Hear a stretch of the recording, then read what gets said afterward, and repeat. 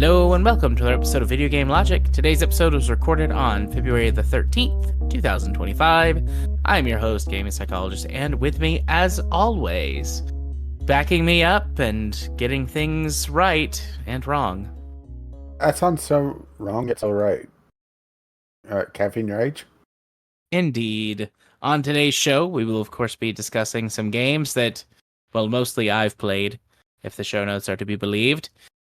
Valve seemingly bans all Steam games that require watching advertisements to play. Baldur's Gate 3, Karlach's actor, hits out at RPG devs trying to recruit them for the Disco Elysium successor. Quote, miss me with that casting call. And The Sims re-release shows what's wrong with big publishers and single-player games. Timestamps will be in the show notes following their respective topics. Hello. Hello. How are you? A little tired, a little frustrated. I feel that. We've discussed some of those things, most of them off of Craig. Yeah, I get to go do car maintenance tomorrow. I really should do some of that. I'm going to the doctor tomorrow. Well, just every time my weekend came up, it was shitty weather, so... Yeah. A lot of rain and kind of cold dreariness, which I don't mind most of the time, but it can definitely get to people, get to folks. I am not immune to that all the time. I'm mostly mad about politics things, but you upset about politics? Nah. We shan't get into it at this moment, as I feel it would be unhealthy and take us down a very angry, shouty path. So instead, we can go be angry and shouty about video games. Haha. I am actually annoyed about one of the things that's on my list.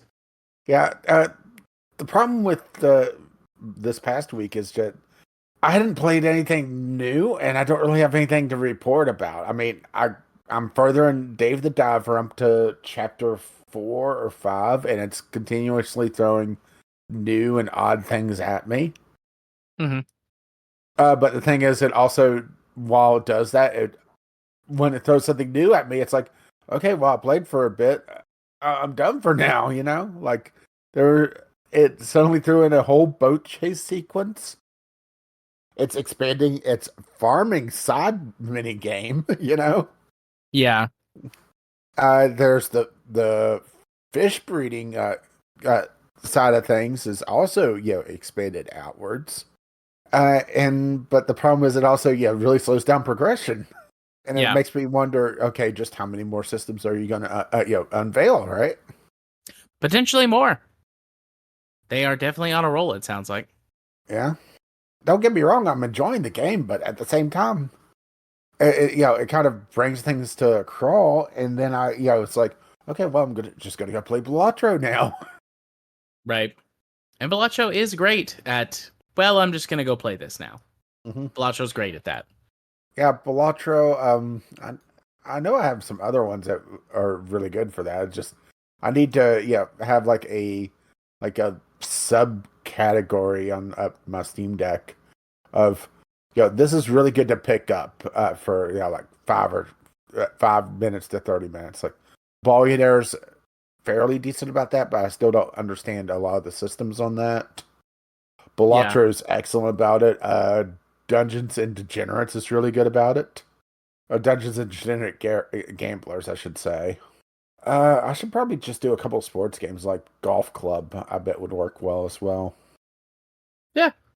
And that would be something that's different from the usual fare. Wreckfest has been in my rotation of, pick up and play for a little bit. Yeah. Although is Wreckfest 2 out already, or they announced it? I don't think it's out. I haven't seen a release on it. I think they talked about having a second Wreckfest. Wreckfest 2. March of this year. Okay. So I knew it was coming out. I just didn't know when. I don't have the DLC for the current Wreckfest, so maybe that'll be an upcoming sale, right? Yeah. Well, I have got a number of things that I've played, but they're all kind of updates for games that I've played and talked about on the show before, but I haven't played in a long time and things have changed. So I don't think this will take too long. Feel free to interject or if you think of something to kind of cut in between the games. The first one, something up. the first one was kind of like me putting two together. So last week I mentioned, and we talked about this, the Sims sale from the 25th anniversary, and I bought some Sims 3 and Sims 4 stuff, and have been playing both of them again.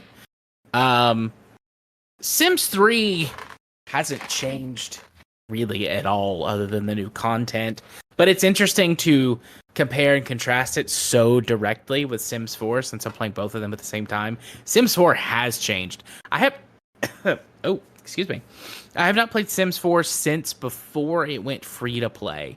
Because the base game of Sims 4 is free to play, and they have turned it into a a content hub, a la like they're very clearly like trying to pull some Fortnite vibes in a couple of ways. It's not loud and obnoxious in Fortnite with the way that it's like people are on the main menu doing dances and whatnot. But having played Fortnite a decent amount relatively recently with my kid, and then jumping into this like a month later, it's like, oh, I see what you're trying to do here. So there is like a season pass thing. They call it, what is this called? Literally it's a season pass. They call it Sim Pass. Hang on, let me pull this up here really quick while I'm talking. But it's a season pass thing with objectives that you complete. It interjects like a tiny smidgen of story into your Sims. It's the event pass. I don't see anywhere to spend money on this on the main menu. Like, surely there's somewhere you can spend money on this. I would be surprised if you can't. But it's what you think it is. You complete your little sim tasks, you do the little quest things, and you get rewards, which are like various in-game items that go directly into your household.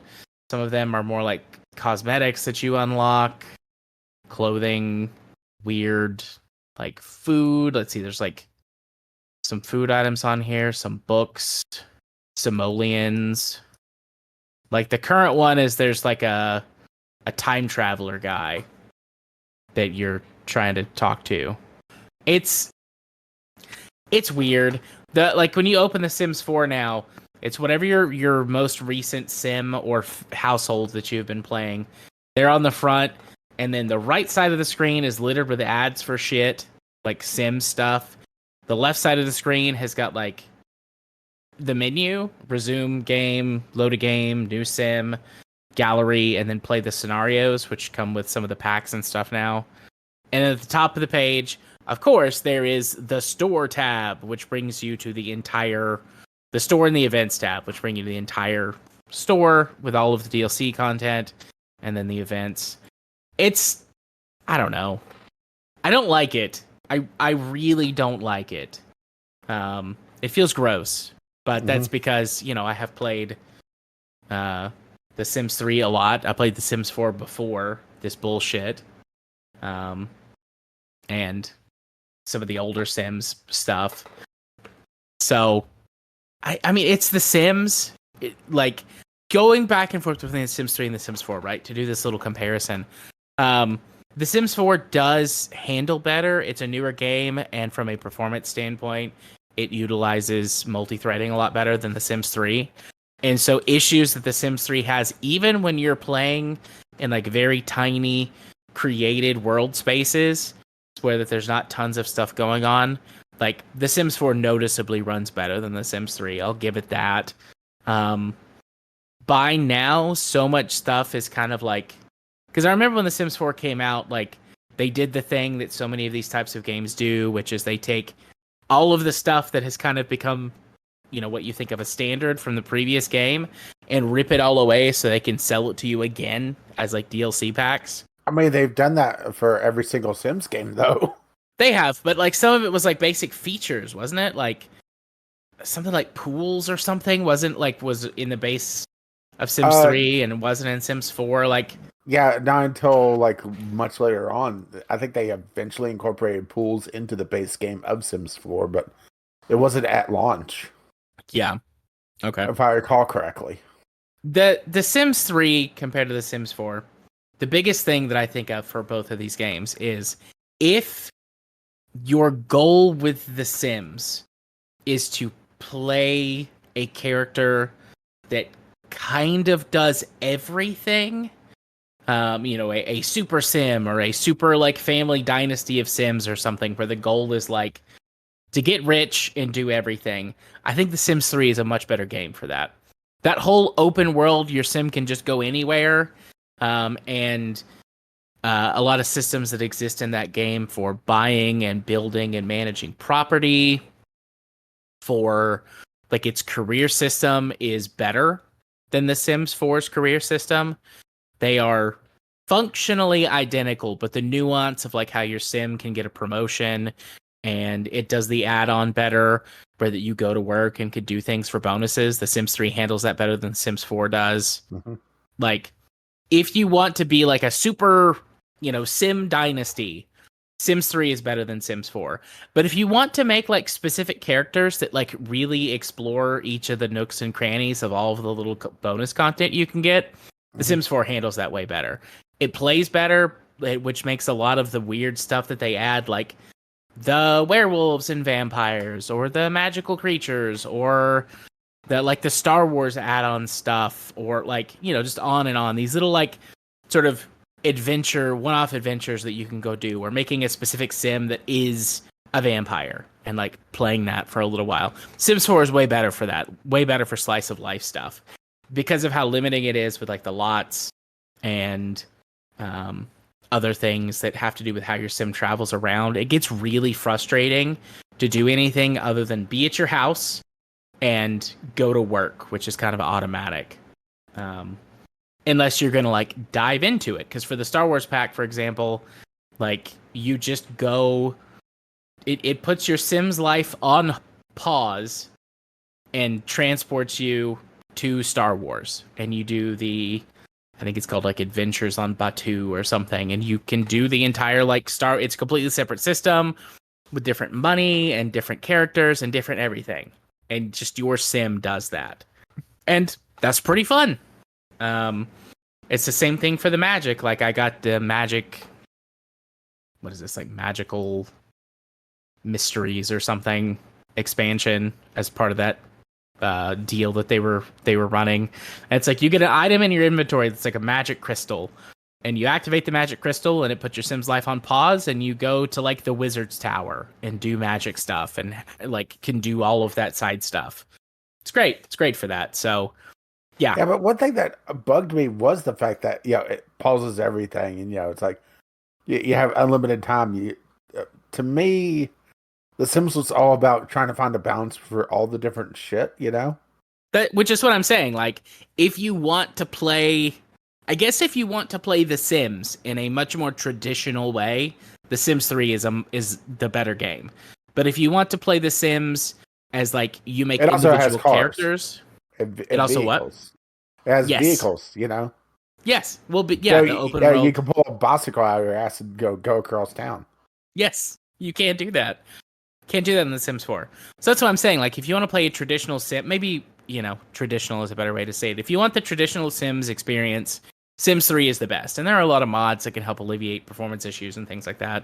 So it's not like impossible. It's not like you have to deal with shitty performance all the time.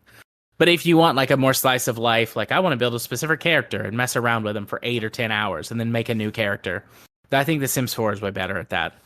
And I think they're definitely like trying to lean into that with this whole season pass deal and the way that they seem to be approaching that. Mm-hmm.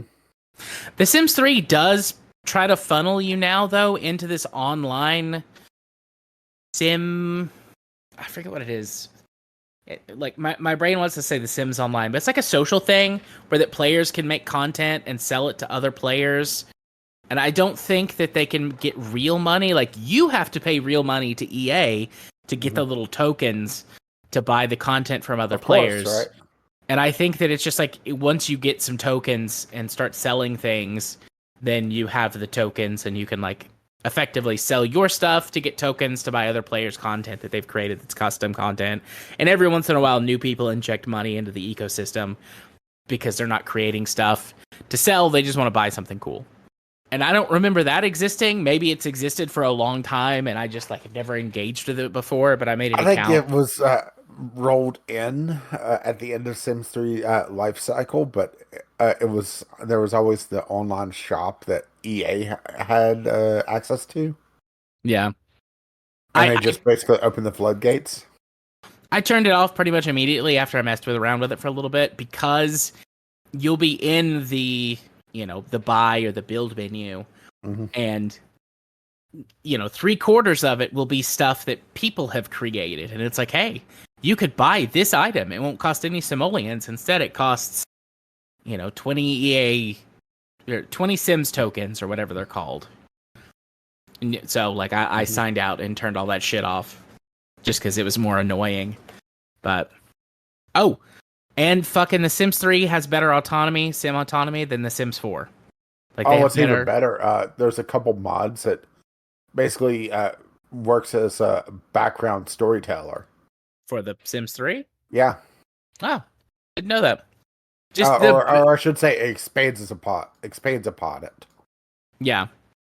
Hang on. Last time see if I can find it. Because last time I toyed around with it, it basically made it so that Sims did more in the background. So you would have like families expand and branch out. It actually created like a local government too, or one of the branches of it. So you would have people running for like mayor. I think this is it. I think it's story progression, and there's a bunch of different like sub mods for it. So this is a non-core story progression replacement. The EA story progression will be disabled in this mod, and a new, hopefully better system is installed in its place. The purpose of this mod is to simulate a lifelike balance amongst inactive members of the town while providing the user an option to disable functionality that they do not want. And then there's story progression careers, cops and robbers. So you'll have different like cops and vigilantes and such. Yeah. An extras module, story progression meanies, which contains the brat, bully, thug, and harpy personalities. Story progression lovers. So it also makes it so that the story progression could tie into different personality types. Story progression money. This module contains expanded money scenarios for use with story progression, which includes but not limited to inheritance, loans, billing for the whole town, purchases of vehicles, sales of excess story, and etc. Story progression relationships, which includes but not limited to gathering scenarios, aka inactive parties, expanded friendship and enemy scenarios, romantic affairs, etc. Story progression skill, which makes it so that Sims in the background can improve their skills. And then vampires and slayers, so have vampires running around and vampire slayers. Which they added vampires as a and content DLC for Sims 3. Well, this makes it so that vampires are running around in the background, turning others, and to have vampires fucking slayers. That's actually pretty cool. But like I was saying, the base game sort of AI or autonomy AI for in Sims 3 is better than in Sims 4 because they will do shit. And basically in Sims 3, they will do shit. In Sims 4, they'll do their basics to make sure they don't die. And then half the time they just sit and watch TV or read a book, no matter what their life goals are or their likes or dislikes. I don't know. That seems pretty realistic for me at this point. I mean, sure, that's realistic for me too, but if I've got a sim who's like an athlete and is in like a, personal trainer, career track, like I would think that they would want to spend a lot more of their time exercising or participating in like the hobbies that you can set for them, like gardening or whatever. So it's like half to 3/4 of the time they're just sitting around doing nothing. 10% of the time they're doing the bare minimum to make sure they don't die. So it's like, and the rest of the time they just chat. They just chat with people. Thankfully, one thing in Sims 4, thankfully you can talk and do stuff at the same time. Yeah. You can't do that by default in The Sims 3. Talking is its own separate thing. But in 4, you can talk and do other tasks. So it doesn't, like, one member of your Sim household doesn't completely fuck over the other one. Probably I'm going to get some of the autonomy mods if I keep playing beyond just, like, my little kind of feel-good curiosity, good vibes, whatever. But, yeah. Yeah, I'm thinking about Christmas if Anita hasn't gotten it already. Get her the re-release of Sims 2. Yeah. But, yeah. And then the other one is I have been playing Halo Wars 2 a lot. I mentioned this to you. I can't remember if I said it on recording or not. I have been playing through the entire Halo series with my kid. Like every game, every single game. If it's got multiplayer, we're playing it. And so the two most recent games we played are Halo Wars 1 and now Halo Wars 2. And Halo Wars 2 has had quite a bit of changes since the last time I played it. Apparently there was like a whole bunch of DLC, like 2 seasons worth of DLC. So there's 2 additional campaigns. There's 2 new game modes for multiplayer. And then a ton of characters and things were added, including like every single character from Halo Wars 1 that did not return in Halo Wars 2 for various like story reasons. And I gotta say, I'm pretty impressed with all that. Now, with Game Pass, it's all included with Game Pass. I already owned the base game. I bought Halo Wars 2 when it released in like 2016 or 17. But I never bought any of the DLC. And so, to come back to this and it's like, oh, as part of my Game Pass, like they just threw in all of this stuff. That feels pretty good in and of itself. Like it's Halo Wars 2. It's a real-time Halo Wars, if you don't know, is a real-time strategy game set within the Halo universe. It is, because it is sort of console focused or was built around consoles first. It's pretty light on traditional real-time strategy, like base building and defense building and whatnot. It's very unit focused, very army focused, which takes some from me to get used to. I'm like a classic turtle player in any real-time strategy game that I play, and you can't really do that in Halo Wars because you're limited to certain locations on the map where you can build bases and defensive points. But the gameplay loop is extremely good. They really like got the rock paper scissors thing down with like this type of unit beats this one, which beats this one.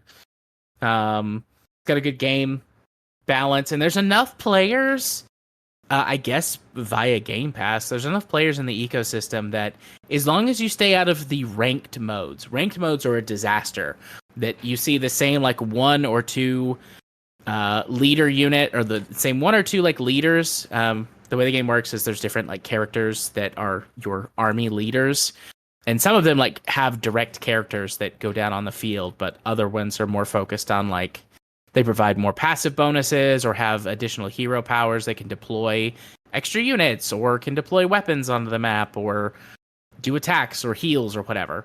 And you see the same like 2 leaders over and over and over again with the same like strategy. And these are people that have been playing this game since it released, probably, and it's just no fun to play the ranked mode. But to play any of the unranked games, you see lots of people who, are rank like I'm rank 15. You can get to 99, and then you can get like chevrons to, like, it does eventually max out, but like you can get sort of like a prestige thing from where you can like kind of reset your rank, and it becomes silver and gold. But like I'm ranked 15, my kid's ranked 9, and in the unranked modes, you see people from all skill levels. So you can still have a really fun multiplayer match playing against other players. There's a firefight mode, which is sort of like a tower defense mode, where that you um, start with a single base and you survive for as long as you can against endless waves of enemies with sort of breaks in between, and you get bonuses and they get stronger and etc etc. But you're incentivized to push out from your starting zone to build more bases, because it gives you additional troops and additional other bonuses. It's a good mode. It's a lot of fun. So far I have managed to survive for just over an hour playing with my kid. So that's a pretty good time. And then, like I said, there's the original campaign plus 2 campaigns. Doing a real-time strategy game as a co-op campaign experience is weird.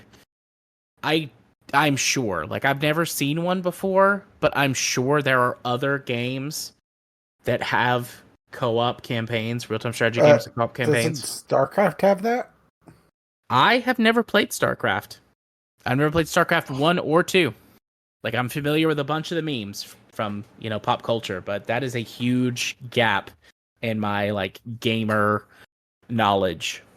I mean, I've only played a little bit. Yeah. But it's to me it feels weird. Looks Um like the StarCraft 1 has a co-op campaign, and so does StarCraft 2. okay. Yeah. I mean the way that it works for Halo Wars, there are missions. I mean, this is a lot of real-time strategy games will do this for a campaign. There are some missions where that you're just kind of cut loose and it's like, hey, here's your objective, here's your base, go wild. And then there are some missions that are more restricted that are like, you don't get a base, you only get these units and you get these infusions of units and whatnot. Like, and in co-op, you're turned loose, build a base, go wild missions are a lot less fun because instead of having 2 completely separate bases and economies and stuff, you have a shared one. And even that would be okay, except you have a shared unit count. The game has max unit counts. Mm-hmm. And my kid likes to just go crazy and just like build stuff, build stuff, build stuff. So it's like I'm over here in the corner, like, okay, get this and that, upgrade this. And oh, the unit cap is maxed. What did you build? 40 infantry units. Okay. Because we didn't have, we only had resources for infantry. You didn't wait. You built 40 infantry. All right. March them to their death, please. We need some warthogs and some tanks. So that gets frustrating at times. If that, it's something that requires communication. That would be a mitigating factor. The missions that are very specific of like, here's the things you get, go complete the objective, are a lot more fun because it more or less divides the troops you get evenly. And so then it like requires like coordination and strategy. Because if you're playing in single, playing by yourself, like you can do it all, obviously. But, with the 2 of us, like we can set up like some complex or complicated like flanking maneuvers and stuff. It's a lot of fun. So it's good. I'm really pleased. Like I've always liked Halo Wars 1 and 2. I wish that they're like the Halo universe, like universes that get really big and are popular. I love when they get things that are outside of like what they're known for. Because Halo traditionally first-person shooter. Almost every Halo game is a first-person shooter. There's the 2 real-time strategies, one at Halo Wars 1 and 2, and then the 2 twin stick shooters, top-down twin stick shooters.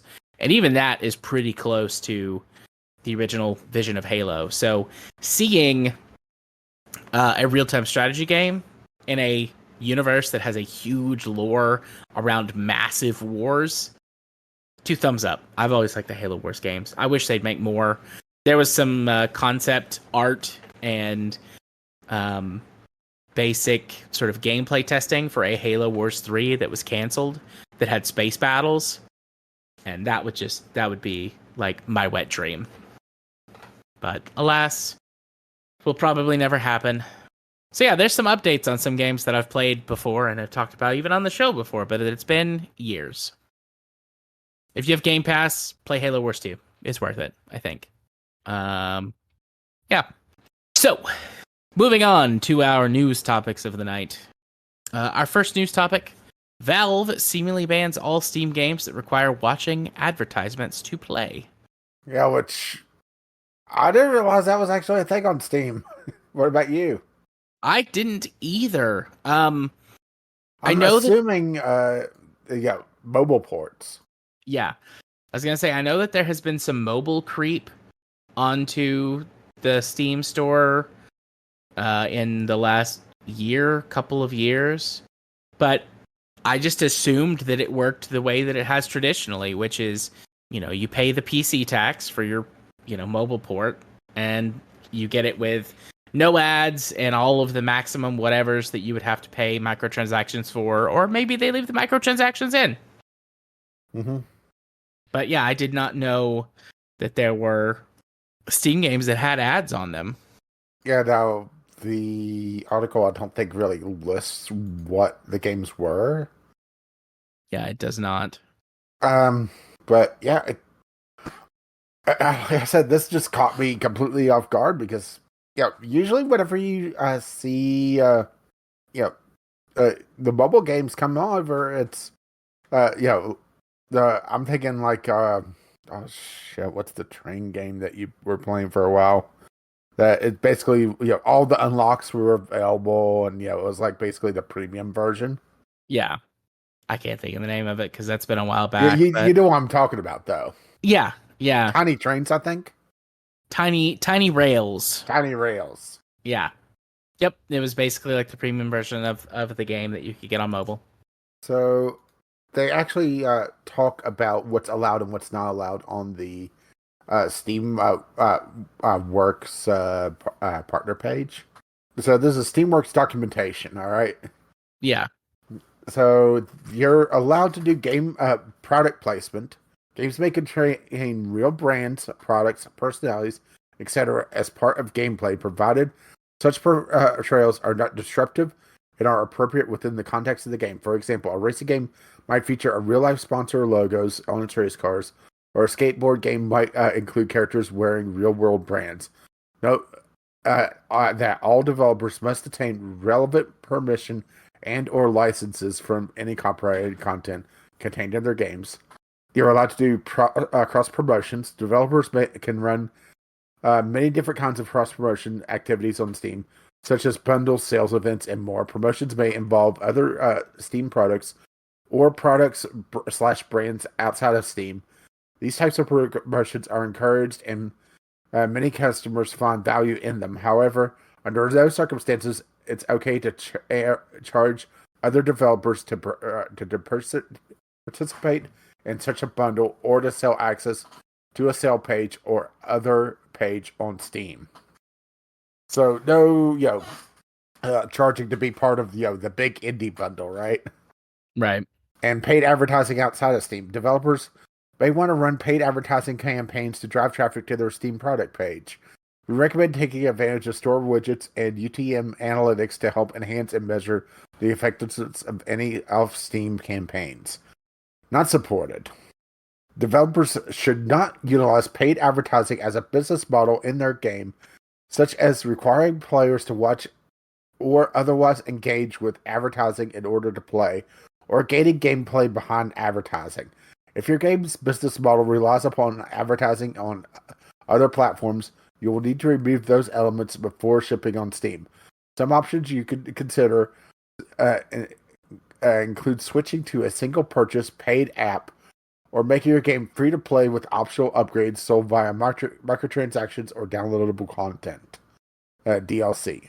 Developers should not use advertising as a way to promote value to players, such as giving players a reward for watching or engaging with advertising in their game. And developers should not charge other developers for access to Steam features. These include sale pages, bundles, store pages, franchises pages, etc. So pretty much the mobile model is not allowed. Right. Which Although, I am all yeah, for. yeah, But I have no problem with that at all. Now, what makes me wonder is where are they going to cut the line? Because if a game requires you to go through several ads to access the game, Yeah.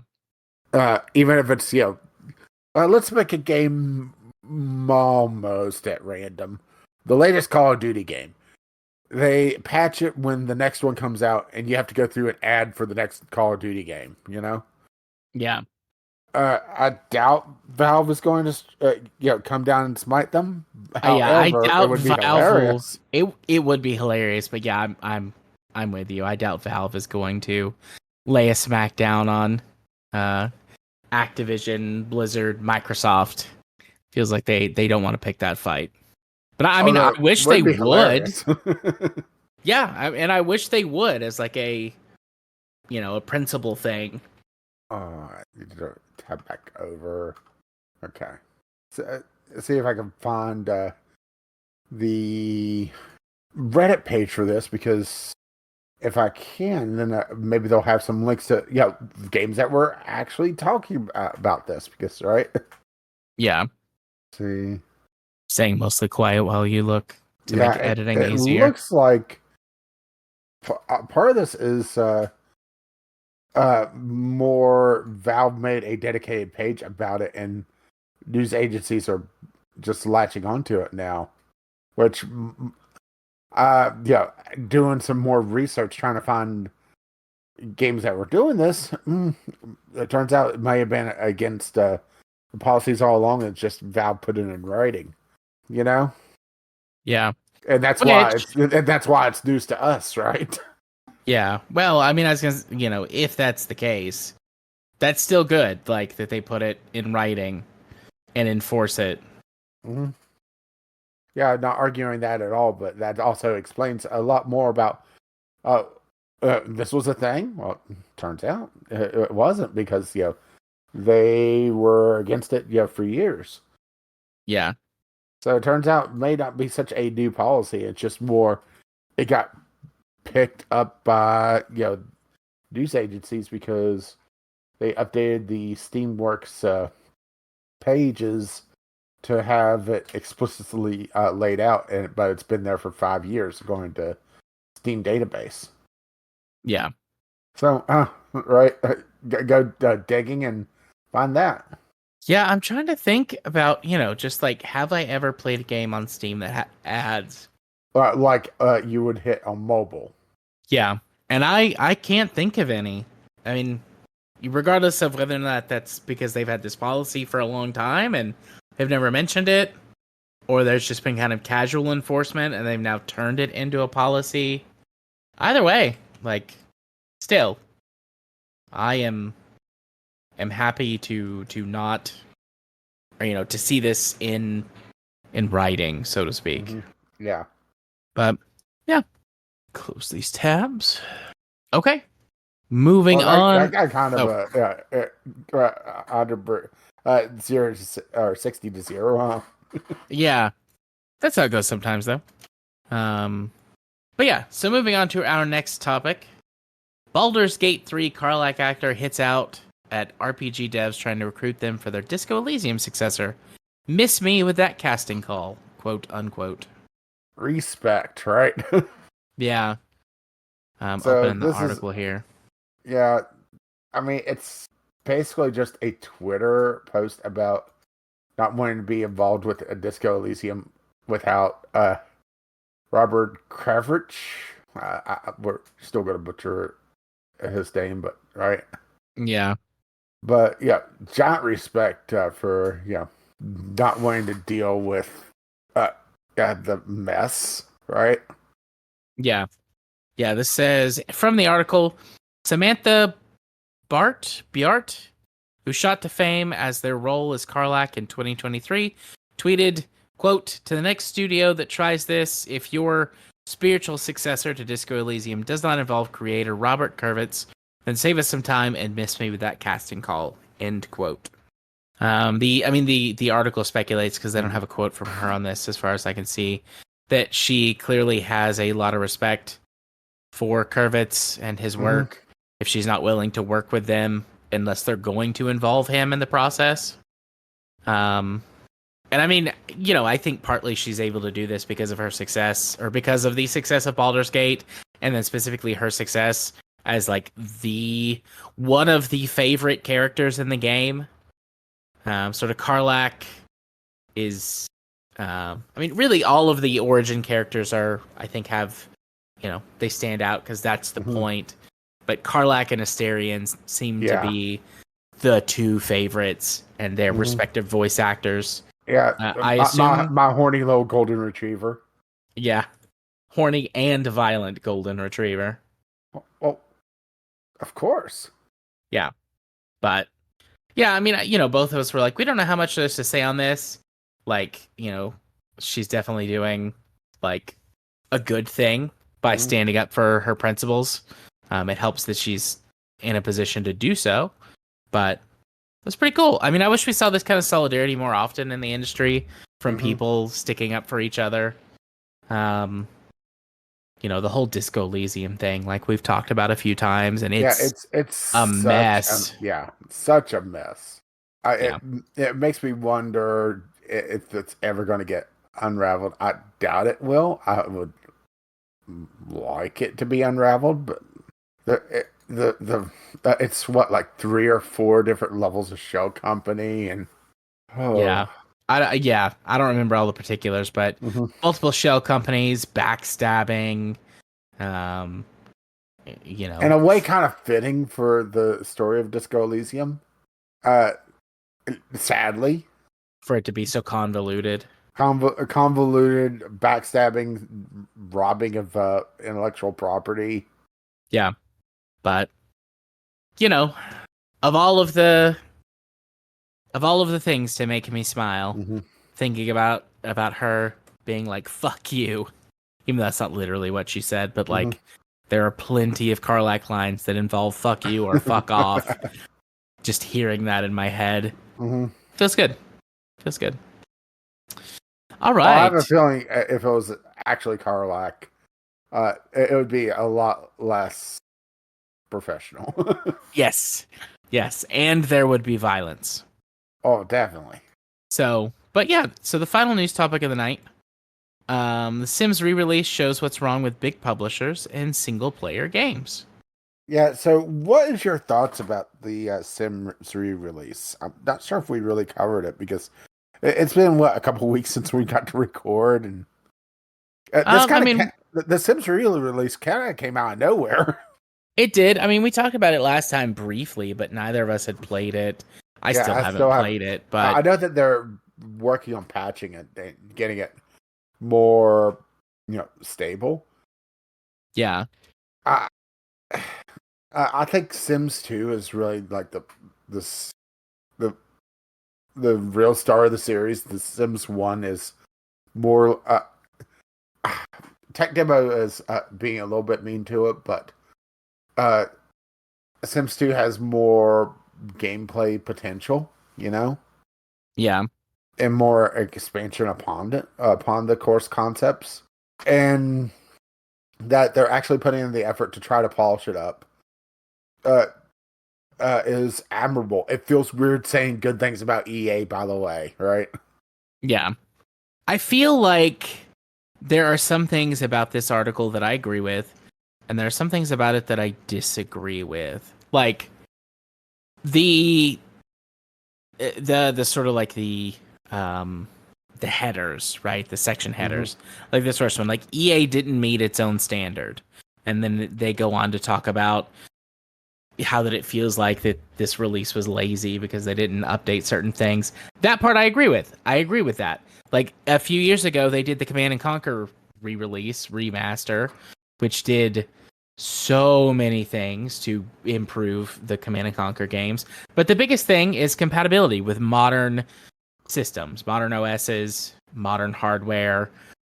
That's the biggest part where I'm annoyed about this because of how many issues and bugs and things that they're experiencing. Like, sure, you dumped this on us out of nowhere, but this was months, I would imagine, at a minimum, months of like corporate, planning and board meetings and like it does reek of modern EA of like not give a shit and just push it out the Hmm. door. But they definitely like dropped the ball on that.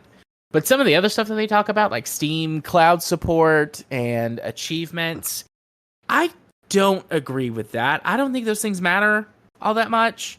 Like, It would have been nice to have Steam Cloud Steam support. Cloud support would have been really nice, but Sims 3 and Sims 4 don't support Steam Cloud support because the Steam Cloud is, I don't fully understand the intricacies, right? But from everything that I've read, it's more complicated than you think it is if you have a game that isn't very straightforward.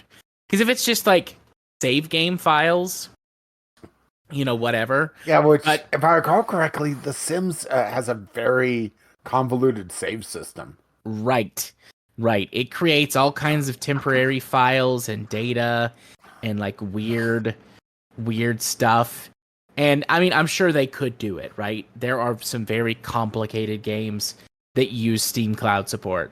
But I'm not upset that Steam Cloud was not put into those games.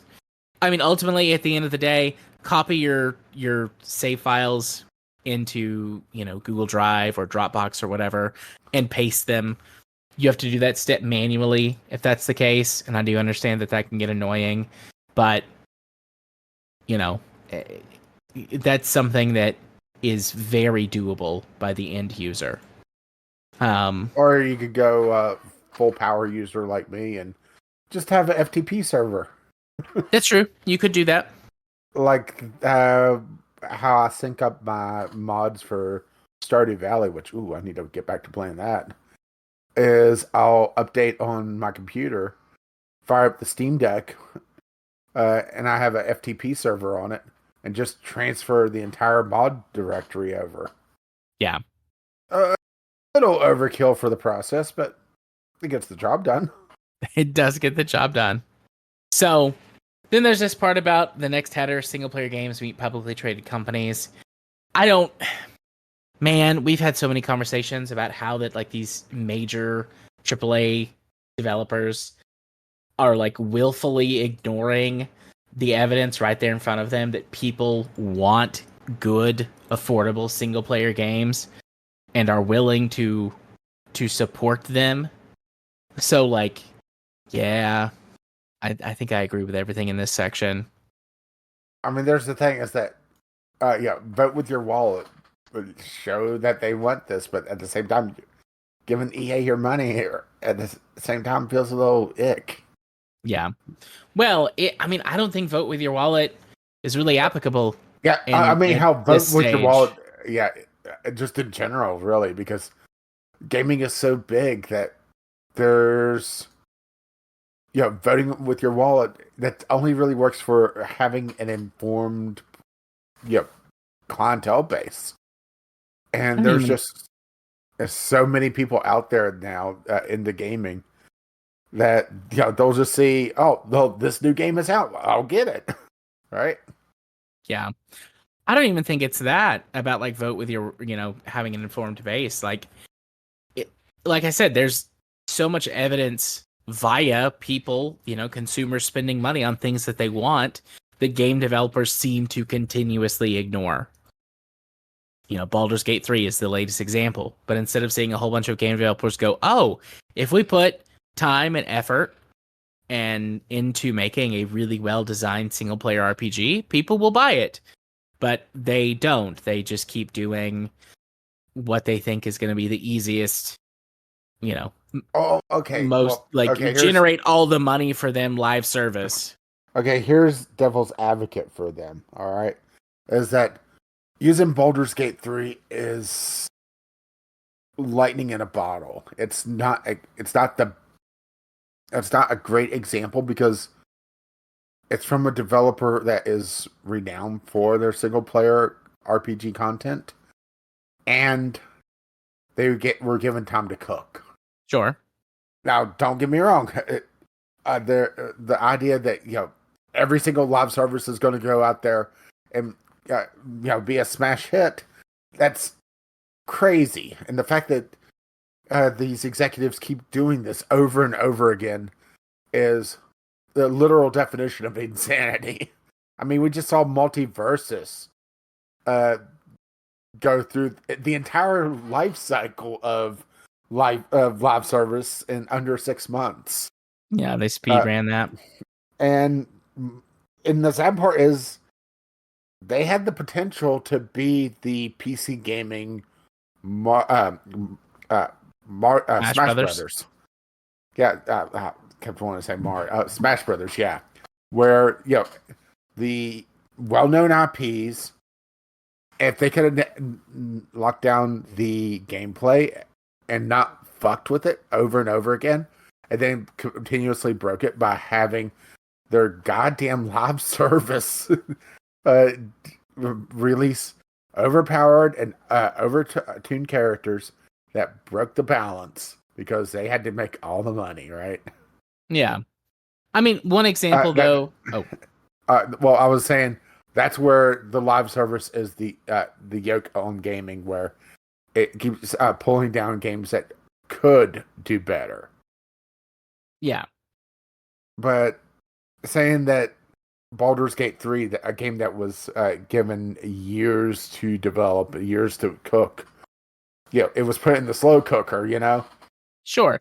Let's talk about a gimme though, right? Let's talk about a gimme that people are begging for, and instead of doing that, the company went and is doing something that most people think is fucking stupid, even though I understand, I think, the decision behind it, right? Mm-hmm. Halo. I talked about Halo earlier. Oh boy.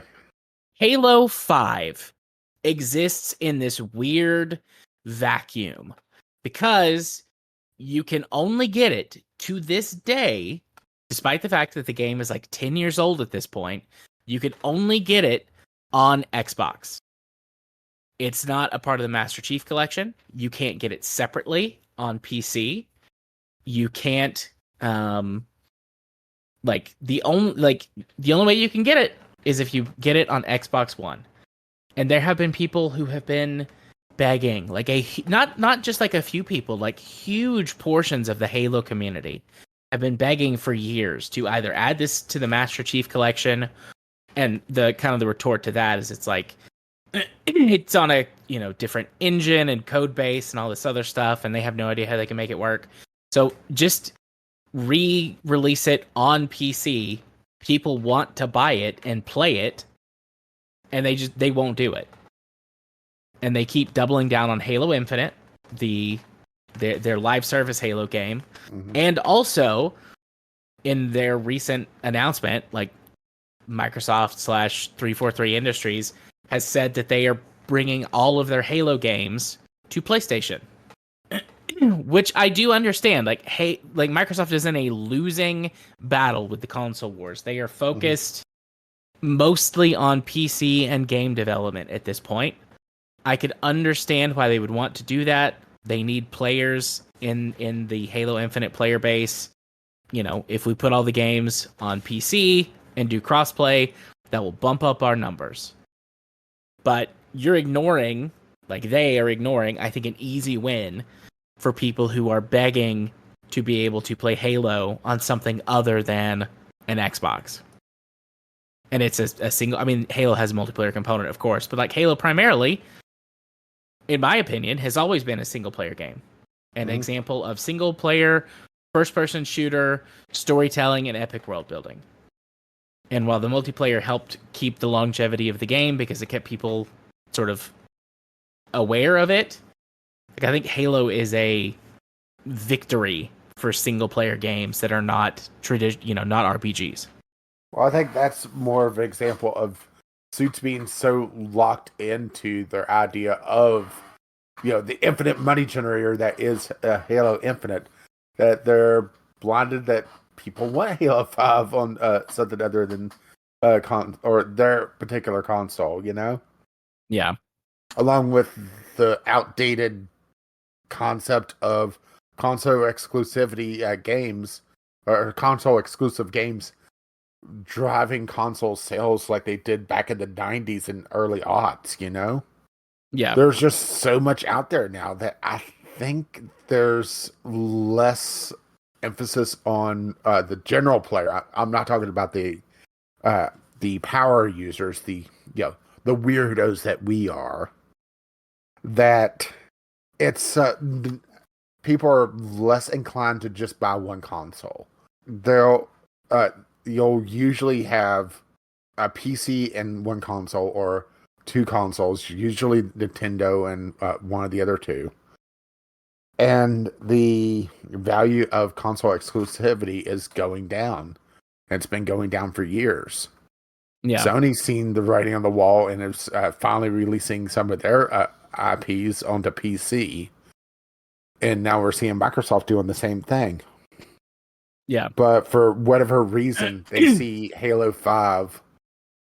I'm not sure if it's just because of, it's culminating the story, if there's a story beat, or if they have if they actually have done the numbers behind the scenes and saw the code base is such a mess on this game, and it was developed specifically for the Xbox One in such a way that it's too much effort to try to port.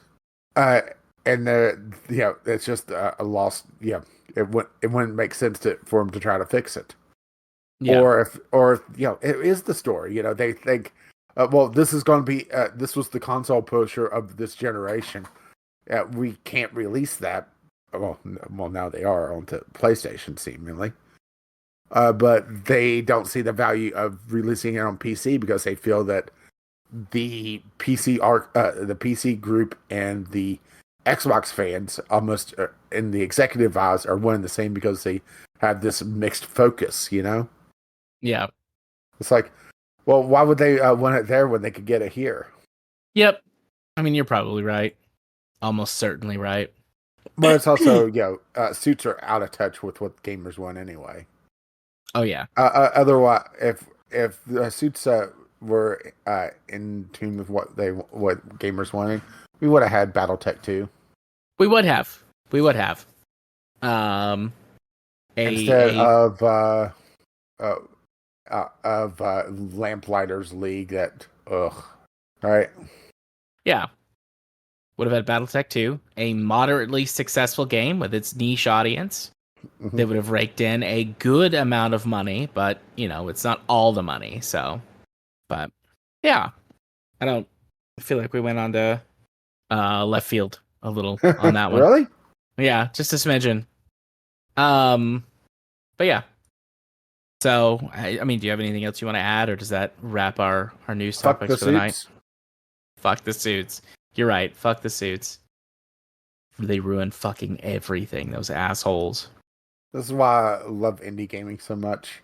You Me get too. you get the weird games like Baldur, because you would never see a game like that out of EA.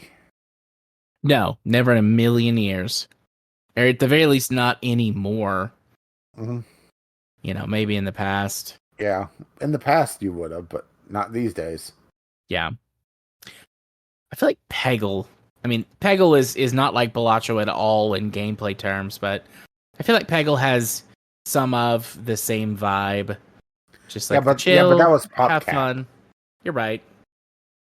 Didn't EA own PopCap though? Yeah, they bought out PopCap ages ago. But the thing is that PopCap games have not made anything of that. Hang on, let's go. PopCap games is basically just crapping out Plants vs Zombies these days, if I recall correctly. Plants vs Zombies 3. They did a 3 in 2014, or sorry, 2024. I did not know there was a Plants vs Zombies 3. I know Plants vs Zombies 2 was greatly hobbled if you didn't buy into the microtransactions on mobile. Yeah, let's just put it this way. List of games for PopCap Studios. You have to go all the way back to 2016 to see anything that's not in the Plants vs Zombies IP, and that's Bejeweled Stars. Bejeweled is fun though. I like Bejeweled. Then you have to go all the way back to 2014. So we're up to 11 years now for Peggle 2. Yeah. So yeah, they're basically just pushing out the the Plants vs Zombies stuff these days. Which Plants vs Zombies is another game that it was really great for what it was, but it feels like EA corrupted it. Partly because, well, I don't know about Plants vs Zombies 3, but 2 was so locked behind. You have to buy in for this particular plant that's really powerful. Otherwise, you're really going to struggle because the game is tuned around you spending so much on microtransactions per certain number of levels. Yeah, shaking my head. Microtransactions suck. And they're not micro. That's what drives me absolutely insane. Microtransactions are not small transactions. Yeah. Oh, it looks like they actually took Plants vs Zombies 3 offline, Oh, so you can't even play the game anymore. well, that's interesting. Guess they did that. Actually, you know what? Never mind. I don't know what Okay, I was so going to say. no, it looks like they sped run coming out and crashing. Plants vs Zombies 3 released January 17th, 2024, and this announcement, as of starting today, October 15th, 2024, in-app purchases will no longer be available. The game will no longer be available to download. November 15th will mark the final day to play. So, damn. Right? Yeah. It looks like they didn't even get it out in all regions, or if they did, they just barely did it before uh, shutting down the game. I guess it was just a huge flop. Or maybe there were other factors at play and they just let it go. Let's see. R/Android Gaming. Plants vs. Zombies 3 is atrocious. This is a review uh, by one person. I just spent 3 hours playing the fourth question mark beta of Plants vs. Zombies 3. And gotta say, how does EA get away with this? The game is 10,000% dumbed down. No more collecting plants, no more input on plant choosing. Sun is worth 1 and plants for costs 1 to 5 plus. Animations feel capped at 10 FPS, and gameplay feels unfun. Not to mention the constant same two voice acting lines, brr and hee hee. You play one game for a PowerPoint slideshow of story. Waiting 30 seconds for ads for double coin rewards is more fun than the gameplay itself. And there is one game setting, sound on and off. Game is pay to win, and EA is still a greedy company. Of And course. there's a freeze power up that you can buy that has no diminishing returns. I should tell you everything you need to know, huh? Yeah. So we learned Plants vs Zombies 3 lived and died without a single blip on our radar. Yep. Lived and died in the background of our reality. All right. We mentioned in the pre-recording that if it's short enough, we'll do a discovery queue. But I'm actually starting to lose focus in that slowly drifting away method. Oh, so that's why I've been more vocal this week. I'm a sleepy boy. More vocal the last 20-ish minutes probably. But yes. So Rage. What? Why don't you hit him with those socials there? Well, what if I don't want to? Well, then I guess we can just say bye. I mean, fuck, man. I don't know. If you wish to send us stuff, you can do so at vglpodcast@gmail.com. Drop by the Discord, which you can find a link to that over at vglpodcast.podbean.com. Or hit the Twitter. Twitter is still VGL Podcast, even though both of us really don't do anything with Twitter these days. Yep. I deleted my Twitter. Never to log in again, probably. Oh, but you don't want to see all the Nazis? I don't want to see all the Nazis and I don't want to see all the porn bots. I think I said this last time. Well, what about the listen. Nazi porn bots? Oh, now there's a combination. Yeah, I love a porn bot as much as the next horny degenerate, but I can only take so many. And Twitter's porn bots all the way down. That's just not for me. But anyways, what were we saying? Twitter, on your Twitter, VGL Twitter, me.